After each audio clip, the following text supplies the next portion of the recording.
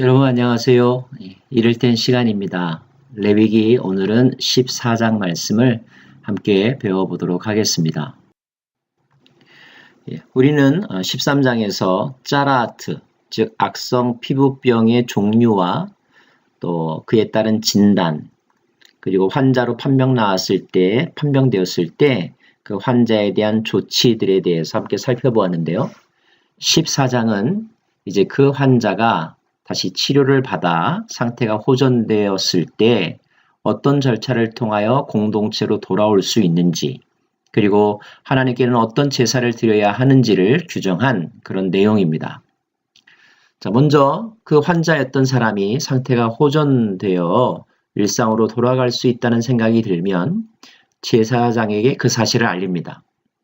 제사장은 그를 진영 밖으로 데리고 나가서 거기에서 진단을 합니다. 이 과정을 보면 전염병으로부터 공동체를 지키고자 하는 그 철저한 의식을 우리가 볼 수가 있죠.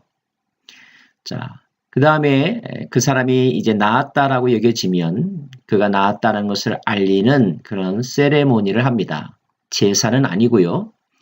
그가 나았다라는 것을 아마 그에게 확인시켜주는 그런 절차인 것 같습니다. 새 2마리를 가지고 옵니다. 백향목과 홍색실과 우슬초를 준비합니다. 아마 백향목 나무가지에 우슬초를 홍색실로 묶은 솔과 같은, 붓과 같은 것이 아닐까 여겨집니다. 새 2마리 중에서 1마리를 잡아 죽입니다. 그 피를 샘물이 담긴 토기 위에서 잡고, 그러면 핏방울이 샘물과 뒤섞이겠죠? 그 물과 함께 섞인 그 피를 살아있는 새 1마리에 적신 후에 그 새를 들판에 놓아주는 것, 이것이 그 사람이 병이 나았다라고 하는 신호의식입니다. 아마도 그가 이제 깨끗하게 되어서 새로운 삶을 시작할 수 있다는 것을 그에게 확인시켜주는 메시지인 것 같습니다.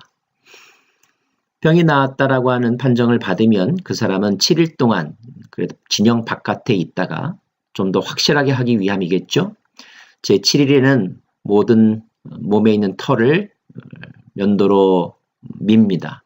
옷을 빱니다. 눈썹을 밀입니다. 몸을 깨끗하게 씻은 후에 다시 자기 장막에 들어올 수 있습니다.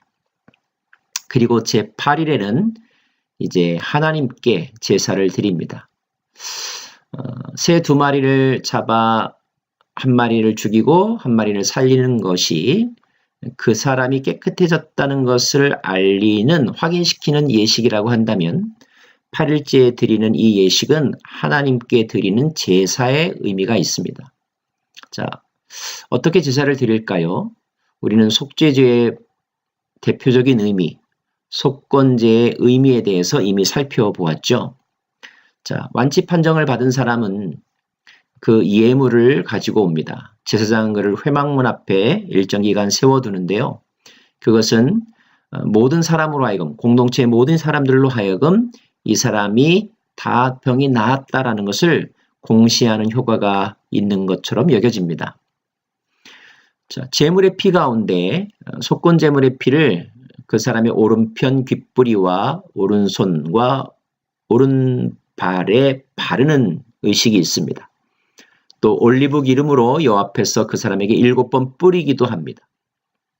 또 그 올리브 기름을 오른편 귓불과 엄지손가락과 엄지발가락에 바르고 머리에 붓는 의식들도 하게 되는데, 이런 의식들을 살펴보면 이것이 마치 제사장의 위임식 때 제사장에게 했던 세레모니와 매우 비슷하다는 것을 알 수가 있습니다.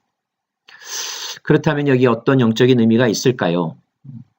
아마 그 사람은 공동체로 격리되어 공동체로부터 죽었다가 이제 다시 공동체로 돌아오면서 깨끗하게 되고 또 앞으로 깨끗하게 살아야 한다는 것을 그 사람에게 확인시켜주는, 또 그 영적인 의미를 강조하는 그런 세레모니라고 여겨집니다. 자, 그렇다면 이런 정결의식의 복잡한 절차는 또 우리에게 어떤 메시지를 주고 있을까요? 그 정결함을 받을 환자에게 죽은 새의 피를 7번 뿌리는 것이나 또 살아있는 한 마리 새를 들에 놓아주는 것은 죽음과 부활을 상징하는 것으로 완전한 죄 씻음과 새 출발을 의미한다고 해석할 수 있겠습니다. 십자가 위에서 흘리신 예수 그리스도의 보배로운 피는 우리의 모든 더럽고 추한 죄들을 깨끗하게 하시죠.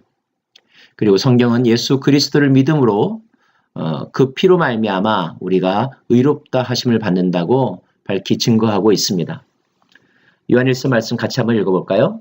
그가 빛 가운데 계신 것 같이 우리도 빛 가운데 행하면 우리가 서로 사귐이 있고 그 아들 예수의 피가 우리를 모든 죄에서 깨끗하게 하실 것이라. 자, 더불어서 이 번제와 소제는 온전한 헌신과 온전한 순종을 상징한다고 우리가 배웠지 않습니까? 귀와 손과 발에 피를 바르고 기름을 바르는 것은 이제 본격적으로 다시 거룩한 삶의 시작을 알리는 거라고 볼 수가 있습니다. 성경은 우리가 예수 안에서 죄사함을 얻고 거듭남으로 말미암아 구원의 은총을 누릴 뿐만 아니라 이제 우리의 삶이 이제 이후로는 성령을 쫓아 행함으로 우리의 옛 습관을 완전히 벗어버리고 영적인 삶을 살아가야 한다고 또 살 수 있다고 우리에게 가르쳐주고 있죠. 하나님은 우리의 몸을 더 이상은 죄의 도구가 아닌 의의 도구로 하나님 앞에 거룩히 드리라고 말씀하고 있습니다.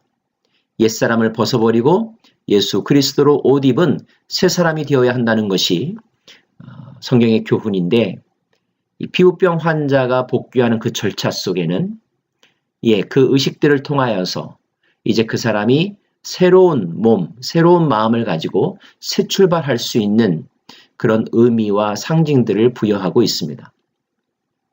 에베소서 4장 말씀에 너희는 유혹의 욕심을 따라 썩어져가는 구습을 따르는 옛사람을 벗어버리고 오직 너희의 심령이 새롭게 되어 하나님을 따라 의와 진리의 거룩함으로 지으심을 받은 새 사람을 입으라고 말씀하고 있습니다. 구약시대에는 피로 그리고 기름으로 정결과 성결함을 성취해 갔다고 한다면 신약시대에 예수 그리스도 안에서 우리는 말씀과 기도로 우리가 거룩하여지고 또 깨끗하여져서 새로운 삶을 살아갈 수 있다는 것이 예수 안에서 우리에게 주어진 은혜인 것입니다. 우리 자신을 돌이켜보면 우리가 죄를 짓고 죄로 말미암아 더 깊은 수렁에 빠지기는 쉬운데 그 죄로부터 벗어나서 우리의 방향을 틀어서 거룩하고 깨끗한 삶으로 돌아가는 것은 참 힘든 과정인 것 같습니다. 근데 이 힘든 과정을 우리에게만 다 맡기지 아니하시고 하나님은 예수 그리스도 안에서 은혜로 우리에게 기회를 주사 새롭게 살아갈 수 있는 찬스를 주셨습니다. 이제 우리가 애써야 될 것은 무엇입니까? 주의 은혜로 말미암아 우리의 모든 허물이 씻음 받았으므로 이제는 옛사람을 벗어버리고 새 마음, 새 각오로 새 출발하는 것입니다. 이것이 우리의 귀와 또 손과 발에 피를 바르고 기름을 붓고 머리에 기름을 붓는 의식 속에 담겨져 있는 메시지라고 볼 수가 있겠죠. 사랑하는 여러분, 저와 여러분은 성령을 쫓아 행하는 삶, 거룩해지는 삶, 다시는 죄에 병들지 않는 삶을 누구나 다 사모할 것입니다. 그 사모하는 것만큼 우리는 하나님께로 가까이 가기를 원하고 또 말씀으로 우리 자신을 지키며 영적인 싸움에서 승리해야 하겠지요. 그렇습니다. 그것을 위해서 우리의 의지를 드리고 우리의 시간을 드리고 우리의 시선을 그분께 드리는 것이 필요합니다. 바라기는 저와 여러분, 이 성화의 길에 들어선 저와 여러분 모두가 그 성화의 완성점까지 가기를 원하고 그리고 주님의 날에 영화롭게 되는 더 큰 은혜 누릴 수 있기를 간절히 소망합니다.